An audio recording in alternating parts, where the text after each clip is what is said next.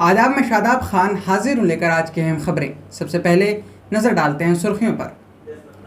UP के लोनी में मुस्लिम परिवार के 3 सदस्यों की गोली मारकर हत्या, 1 सदस्य जख्मी। आईटी पर संसदीय समिति ने 29 जून को गूगल एफबी को भेजा समन। बिहार के अररिया में मोहम्मद इस्माइल नामक युवक की हुई मॉब लिंचिंग, पुलिस ने किया केस दर्ज, 1 आरोपी गिरफ्तार। मुंबई के सर्वे में आया सामने, कोरोना वैक्सीन के दोनों टीके लगाने से मिलेगी सुरक्षा। अब आते हैं अंतर्राष्ट्रीय खबरों की तरफ। कोविड-19 महामारी के फैलने के बाद अमेरिका और कुवैत ने करीब 4000 भारतीयों को भेजा वापस हिंदुस्तान। ईरान ने दिया यूएन को बड़ा झटका, कहा संयुक्त राष्ट्र की परमाणु एजेंसी के साथ नहीं करेगा सहयोग। आगे बढ़ने से पहले आइए लेते हैं कमर्शियल ब्रेक। लिम्रा कंपनी का हुस्न यूसुफ फेस पैक व क्रीम कुदरती जड़ी बूटियों से तैयार किया गया। हुस्न यूसुफ फेस पैक व क्रीम आपके चेहरे को कील मुहासों, चेहरे की झुर्रियों, आँखों के नीचे काले निशान को दूर करता है, चेहरे को खूबसूरत, मुलायम और निखारता है। हुस्न यूसुफ फेस पैक व क्रीम वादी में हर जगह दस्तयाब है। ब्रेक के बाद अब खबरें तफसील से। गाजियाबाद के लोनी इलाके में कपड़ा व्यापारी परिवार के 4 सदस्यों को घर में घुसकर गोली मार दी गई। इस घटना में 3 लोगों की मौत हुई है, जबकि एक की हालत गंभीर बनी हुई है। घटना लोनी इलाके के मुख्य बाजार की है। जिले के आला अधिकारियों ने मामले की जांच शुरू कर दी है। अब तक किसी को गिरफ्तार नहीं किया गया है। पुलिस ने बताया है कि अज्ञात बदमाशों ने रविवार की देर रात घर में घुसकर 70 वर्षीय रईसुद्दीन, उनके 30 वर्षीय बेटे अजहर और 28 वर्षीय बेटे इमरान की गोली मारकर हत्या कर दी। रईसुद्दीन की 65 वर्षीय पत्नी फातिमा को भी गोली लगी थी।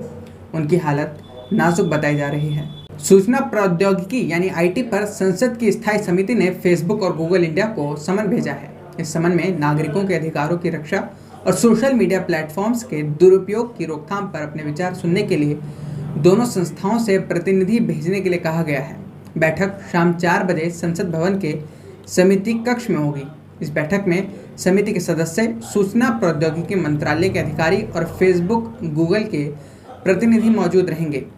कांग्रेस के वरिष्ठ नेता और लोकसभा सदस्य शशि थरूर इस समिति के अध्यक्ष हैं, जिसमें 31 सदस्य शामिल हैं, 31 लोकसभा से और 10 राज्यसभा से।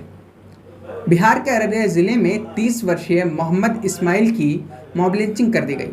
पुलिस ने घटना के संबंध में रुपेश यादव नाम के एक व्यक्ति को गिरफ्तार कर मामला दर्ज कर लिया है, जो कि हाट पुलिस स्टेशन के हाउस ऑफिसर विकास कुमार ने द क्लेरियन इंडिया से बात करते हुए बताया कि इस्माइल को एक घर के अंदर चोरी करते हुए पकड़ा गया था। लोगों ने उसे बेरहमी से पीटा, जिससे उसकी मौत हो गई। हालांकि इस्माइल के परिवार ने इस दावे का खंडन किया है। उन्होंने बताया कि इस्माइल एक इलेक्ट्रिशियन था। वो अपने इलाके में एक पोल पर बिजली के तार ठीक कर रहा था। तभी 2 मोटरसाइकिल सवार आए और उसे अपने साथ अपने गाँव चलने के लिए कहा। इस्माइल के चाचा मोइन अहमद ने क्लेरियन इंडिया को बताया कि उन्होंने इस्माइल को बिजली की मरम्मत का कुछ काम करने की ज़रूरत बताई थी। वो उनके साथ गया और उसके बाद घर नहीं लौटा।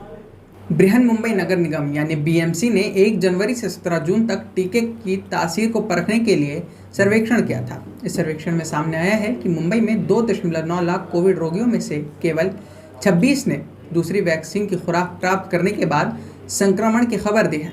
वहीं दूसरी तरफ पहले खुराक लगने के बाद 10,500 लोगों ने संक्रमित होने की सूचना दी है। बीएमसी के वॉर रूम द्वारा संकलित आंकड़ों के आधार पर इस अवधि के दौरान मुंबई में 3.95 लाख कोविड मामले दर्ज किए गए थे, जिसमें से कोविड की दूसरी लहर के आंकड़े भी शामिल हैं। इनमें से वॉर रूम 2.9 लाख मरीजों से संपर्क करने में सक्षम था, जो होम आइसोलेशन में थे। विदेश मंत्रालय की एक रिपोर्ट के अनुसार कोविड महामारी के दौरान पिछले 1 साल में विदेश में रह रहे हजारों भारतीयों को विशेष उड़ानों के जरिए वापस हिंदुस्तान भेज दिया गया। एक रिपोर्ट के अनुसार अकेले अमेरिका और कुवैत ने 4000 लोगों को वापस भेजा है। कुछ भारतीय एमनेस्टी उड़ानों से भी वापस लौटे। विदेश मंत्रालय ने अपनी रिपोर्ट में वंदे भारत मिशन के बारे में बात करते हुए बताया कि भारत का सबसे बड़ा वतन वापसी अभियान पिछले साल 7 मई को महामारी के कारण विदेशों में फंसे नागरिकों को वापस लाने के लिए शुरू किया गया था। ईरान के संसद के अध्यक्ष ने संयुक्त राष्ट्र की परमाणु एजेंसी के साथ सहयोग करने की मांगों का विरोध किया है। रविवार को ईरानी संसद के अध्यक्ष मोहम्मद बाकिर ने कहा कि वो एक अस्थायी समझौते की अवधि समाप्त होने के बाद परमाणु साइटों का डेटा यूएन को नहीं सौंपेंगे।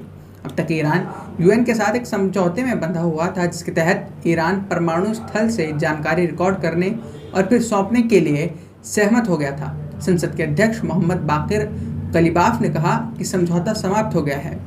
दर्ज की गई कोई भी जानकारी अंतर्राष्ट्रीय परमाणु ऊर्जा एजेंसी को कभी नहीं दी जाएगी और डेटा और छवियां ईरान के कब्जे में रहेंगी।